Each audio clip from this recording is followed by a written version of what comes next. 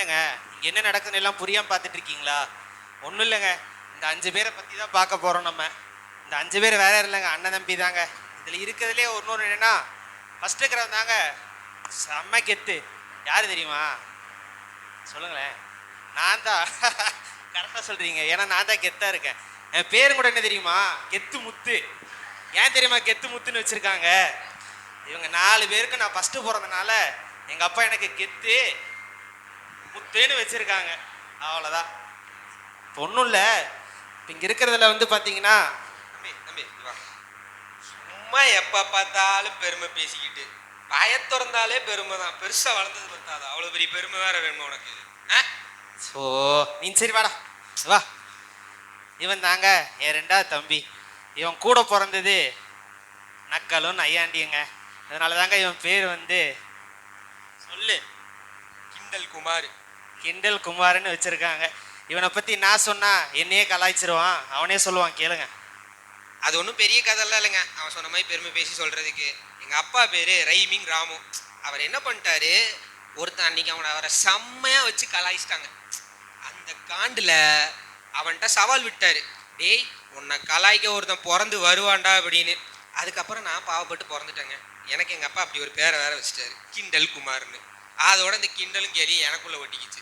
இதை பண்ணா இந்த பாருங்க, டேய் வா, பேசுனதே பேசிட்டு இருக்காது, அப்புறம் அவங்க தூங்கிடுவாங்க. வா, நில்லு. பாத்தீங்களா, இவன் தாங்க என் 3வது தம்பி. எவ்வளோ ஸ்பீடாக கொட்டாய் விடுறான் பார்த்தீங்களா? இருடா. இவன் பேர் தாங்க சொங்கி ராஜன். சொங்கி ராஜன் தூங்கிக்கிட்டே இருப்பான், எல்லாத்துக்கும் லேட்டு. 9 மணிக்கு சர்ச்சு சொன்னால் 10 மணிக்கு சர்ச்சுக்கு வருவான். சரி, இவனை பற்றி நீங்களே கேட்டு தெரிஞ்சுக்கங்க. வாய் வலிக்குமே. ஐயோ, இவனை பற்றி சொல்கிறதுக்கு இவனுக்கே வாய் வலிக்குமாமா. நீ அப்படி ஒரு ஓரமாக உட்கார்றா போ. ஹலோ எங்க? ஹலோ டேய் மச்சான் சொல்கிறா.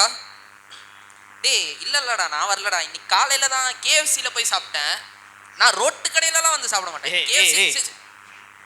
டேய் வா, 2 நாளாக பழைய கஞ்சி சாப்பிட்டுட்டு கேஎஃப்சியில் சாப்பிட்டானாமா பர்கர் சாப்பிட்டானாமா? பர்கருக்கு ஸ்பெல்லிங் சொல்கிறேன் நீ ஃபஸ்ட்டு. நீ ஒரு நிமிஷம். இப்படி தாங்க இருக்கிறதுல என்ன பண்ணானா, முந்தானத்து சண்டே ஸ்கூல் ப்ராக்டிஸ் நடந்துச்சு. பின்னாடி புலி வருதுன்னு சொன்னான். குழந்தைங்கெல்லாம் பயந்துட்டு போயிட்டாங்க பேரண்ட்ஸ் கிட்ட. என்னன்னு பார்த்தா புளிய மரத்துலேருந்து புலி வருதாமா. ஸோ இப்படி தாங்க புழு மூட்டை எப்போ பார்த்தா ஏதாவது போய் சொல்லிட்டே இருப்பான். வா, உங்களுக்கு பொண்ணு பார்க்க வந்திருக்காங்களாமாண்ணே? அழகா இருக்காங்களாமா. நான் எதை சொன்னாலும் நம்புற ஒரே ஆள் எங்க அண்ணன் தான். பாத்தீங்களா, இப்பதான் நான் சொன்னேன், சரியான புழுகு வண்டிங்க. இவன் பொய் சொல்றதுக்கு நான் நம்புறேன்றனால என்கிட்ட மட்டும் தான் பொய் சொல்லுவான். போ அந்த பக்கம். இப்படிதான் என்னாச்சுன்னா, போன வாரத்துல ஒரு பொண்ணு உங்களையே பாக்குதுன்னா நான் என்ன பண்ண, சும்மா இல்லாம போய் அங்க பூக்கடையில போய் ரோஸ் கேட்டேன். இல்லைன்ட்டாங்க. வேற என்ன பண்றது, பக்கத்துல ஒரு அண்ணா வச்சிருந்தாரு, போய் வாங்கிட்டு வந்துட்டேன். போய் கொடுக்கலான்னு போறதுக்குள்ள 10-15 பேர் சுத்திட்டாங்க. ஞானம் இப்படிதான் சிரிச்ச, என்ன பண்றதுன்னு தெரியாம. அப்புறம் என்ன பண்றது, என்னை காப்பாத்துறக்கு ஒருத்தன் வந்தா. யாரு? என்னோட 5வது தம்பி தான். இந்த வந்தா. இல்ல இவன் இல்ல, இவளனால நான் தப்பிச்சிருப்பேன். கிழிச்ச நான் மட்டும் அந்த இடத்துல இல்லைன்னா உனக்கு கையை காலை உடைச்சிருப்பாங்க. சும்மா போய் என் பேர் என்ன தெரியுதுங்களா? அங்க வாங்க. ஸ்கூலுக்கு புக்கு கொண்டு போறனா இல்லையோ, செங்கல் கொண்டு போயிடுவான். செங்கல் வராய என் பேரு. டேய் வா, எங்க போற? சண்டைக்கு போனோம். இப்படிதான், இப்படியே தான் இருக்கா. எப்ப பார்த்தாலும் அது இது இதுன்னு ஏதாவது சொல்லிக்கிட்டே தான் இருப்பான். ஒண்ணுத்துக்கு இல்லை. டேய் இங்க வாங்கடா. என்னடா அல்ல என்ன சொல்லு, ஏதோ ஒண்ணும் இல்ல, இது வரேன். பெருமை பேசுற டைலாக் யோசிக்க போறியா? இங்க வந்து பேசுவா. டேய் இங்க பாரு, இதான் எல்லாரும் பார்ப்பாங்க.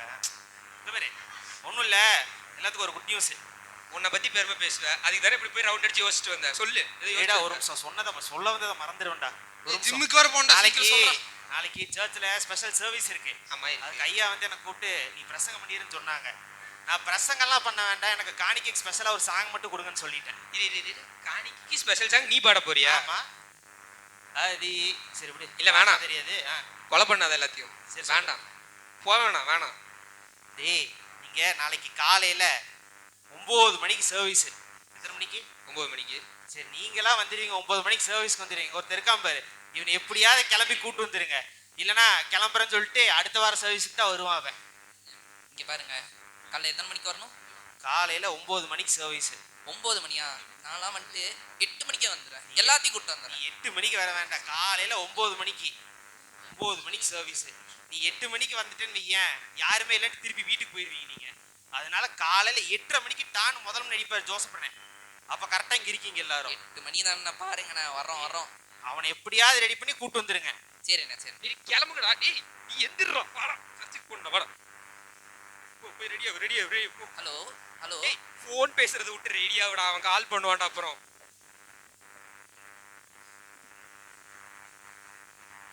டேய் செங்கலு, அடே நீ வாடா, அது முக்கியம் இல்லடா, சர்ச்சுக்கு போகணும்டா, வாடா ரெடி ஆயிட்டு வா, போ. அப்பா என்னப்பா நீ உட்கார்ந்தே இருக்க? அண்ணா என்னடா அண்ணன் கூப்பிடுறாருண்ணே. அட்டெண்ட் பண்ணு. டேய் இந்தாடா நீ பேசுற. அவன்கிட்ட ஏன்டா குடுக்குற? அவன் நாளைக்கு தான்டா பேசியே முடிப்பா, நீ அட்டெண்ட் பண்ணி பேசுடா. ஹலோ ஹலோ சொல்லுங்கண்ணா. எங்கடா இருக்கீங்க? சர்ச்சுக்கு அண்ணா வர சொன்னா? சர்ச்சுக்கு பக்கத்துல ஒரு கட்டு இருக்குமா, அந்த கட்டுல அப்படியே எட்டி பாத்தீங்கன்னா வந்துட்டு இருக்கோம். டேய் எங்க இருக்கீங்க? அண்ணா கட்டிக்கிட்டேன். அப்படியே எட்டி பாருங்க. டேய் ஏண்டா காலையில எத்தனை மணிக்கு சர்வீஸ் உங்ககிட்ட சொன்னேன் நானு? அண்ணா நீங்களே 8:30 போறேன், நீங்க வந்து ஏன் நின்னுட்டு இருக்கீங்க? நாங்கலாம் ஏய், கிளம்பல. நான் காலையில 2 சர்வீஸ் முடிச்சிட்டு நைட் 8:30 வீட்டுக்கு ரிட்டர்ன் ஆகறேன். நீங்க இன்னும் கிளம்பி ரெடியா? காமெடி பண்ண பாருங்க, மணி பாருடா. இப்பதான் 8:30 ஆகுது. போனை மாத்தி எடுத்துட்டு வந்துட்டாங்க பாருடா, மணி பாருடா 8:30 ஆச்சுடா. 8:30 AM. நீங்க இப்பெல்லாம் இருந்தீங்கன்னா ஒண்ணுமே பண்ண முடியாது. கடைசி வரைக்கும் யாரும் சர்ச்சும் கூட ஒழுங்கா போக முடியாது. நீங்க போய் எங்கத்த போய் பரலோகத்துக்கு போறீங்கன்னு எனக்கு தெரியல. பரலோகத்துக்கு போவீங்களா? பரலோகத்துனா என்னன்னு தெரியுமா? போசல் காலனிக்கு அடுத்த இருக்கிற ஸ்டாப் கிடையாது. பரலோகம்னா மேல. எல்லா இடத்துலயும் ஆள் இருக்கு. எங்க செங்கல் வச்சிருப்பீங்க? செங்கலுங்க. சரி ரைட்டு. ஏய் இப்பெல்லாம் இருந்தீங்கன்னா உண்மையா சொல்றேன், பரலோகத்துக்கு கடைசி வரைக்கும் யாரும் போக முடியாதுடா. நீங்க கண்டிப்பா போக மாட்டீங்க, ஆனா நான் மட்டும் போயிருவேன். கண்டிப்பா நான் போயிருவேன். என்ன சொல்றீங்க? நான் போயிருவேன் தானே? தம்பி இப்படி பெருமை பேசிட்டே இருந்தாலாம் ஒரு இன்ச்சு கூட நகர முடியாது. இவரு பெருமை உள்ளவனுக்கோ கர்த்தரை எதிர்த்து நிக்கிறாருன்னு பைபிள்லே போட்டிருக்கீங்க, பைபிள்லே போட்டிருக்கு. இதை வச்சு நீ பரலோகம் போவ, உன்னால இங்க இது கூட போக முடியாது. எனக்கு தெரிஞ்சுங்க, நான் பாருங்க எவ்வளவு அழகா நீட்டா ஜென்யூனா அழகா இருக்கனா, நான் தான் போவேன்னு நினைக்கிறேன்ப்பா பரலோகத்துக்கு. நீ இப்படி எல்லாத்தையும் பொறாம பேசிட்டு நீ எப்படா பரலோகம் போவ? பரியாசக்காரர்கள் உதடுகள் கர்த்தருக்கு அருவருப்பானதுன்னு பைபிள்லேயே சொல்லியிருக்கு. நானாவது எப்படியோ சோம்பேறியா இருந்தாலும் கொஞ்சம் பொறுமையா அப்படி எப்படின்னு போய் நான் பரலோகம் போய் சேர்ந்துருவேன்டா. போறேன் நான் டேய் டேய் தம்பி, நீ பரலோகம் போற சூப்பர்ரா. நீ கனவுல கூட பரலோகம் போறதை பத்தி நினைச்சு பார்க்க கூடாது, சரியா? ஏன்னா ஆண்டவரே இறங்கி வந்து உன்னை கூட்டிட்டு போறேன்னு சொன்னாலும் நீ கேட்ப, கார்ல கூட்டு போறீங்களா, பைக்ல கூட்டு போறீங்களா, பிளைட்ல கூட்டு போறீங்களான்னு, சரியா? நீ அதை பத்தி நினைச்சே பார்க்க கூடாது. பைபிள்ல கூட ஒரு வசனம் இருக்கு, சோம்பேறி உள்ளவனுக்கு. பைபிள்ல நிறைய வசனம் இருக்குடா. சொல்ல வரும்போது ஏங்க இப்படி டிஸ்டர்ப் பண்றீங்க? நீங்க அந்த வசனம் சொல்லுங்க பார்க்கலாம். இல்ல நீயே சொல்லு, நீ மறந்துற அப்புறம். சோம்பேறி உள்ளவனுக்கோ விரும்பியும் ஒன்றும் பெறாது இருக்கிறது பைபிள்லயே இருக்கு. போய் பைபிள படி தம்பி. நீ போற, நானாவது போயிடறேன். நானாவது சின்ன போய் தானே சொல்றேன். நானா போயிடறேங்க. என்ன சின்ன போய் சொல்றியா? ஊரூரா போய் சொல்லிட்டு இருக்கிற, நீ போவியா? எவ்வளவு டென்ஷன் ஆனாலும் நான் தான் போவேன். ஏய் தம்பி கோபக்காரா, உங்க வீட்டுல வீடு கட்டுறாங்கன்னு செங்கலை தூக்கிட்டு வந்துருவீங்க. நீங்க முன்னாடி கோபம் கொண்டாலும் பாவம் செய்யாதீர்கள்னு சொல்லியிருக்கு. இப்படிதான் போன வாரம் யாரோ சர்ச் முடிச்சுட்டு 10:30 மணி முடியறதுக்குள்ளே யாரோ கல்லெடுத்து அடிச்சிட்டுன்னு சொல்லிட்டு ஒரே பிரச்சனை. இப்பெல்லாம் பாவம் பண்ணா கடைசி வரைக்கும் யாருமே பரலோகத்துக்கு போக முடியாது. நீ போவோன்னு நினைக்கிற? சொல்றீங்க, அப்ப நம்ம யாராலையுமே பரலோகம் போக முடியாதா? ஐயோ தம்பி அப்படிலாம் இல்லப்பா, உங்களாலையும் பரலோகம் போக முடியும். நீங்க வேசித்தனம் பண்ணல, நீங்க விபச்சாரம் பண்ணல, நீங்க கொலை செய்யல, சர்ச்சுக்கும் கரெக்டா போறீங்க. ஆனாலும் உங்ககிட்ட இருக்கிற ஒரு பெரிய பிரச்சனை என்ன தெரியுமா? நீங்க பெருமை பேசுறீங்க, பொய் சொல்றீங்க, பரியாசம் பண்றீங்க, சோம்பேறித்தனமா இருக்கீங்க, கோவப்படுறீங்க. இதெல்லாம் இருக்கும்போது கண்டிப்பா உங்களால போக முடியாது. இதெல்லாம் விட்டுட்டு கர்த்தருக்கு பிரியமான காரியங்களை நீங்க செய்யும் போதுதான் அவர்கிட்ட நீங்க போக முடியும். அதனால உங்களுக்கும் தான் மனம் திரும்புங்கள், பரலோக ராஜ்யம் சமீபமா இருக்கிறது.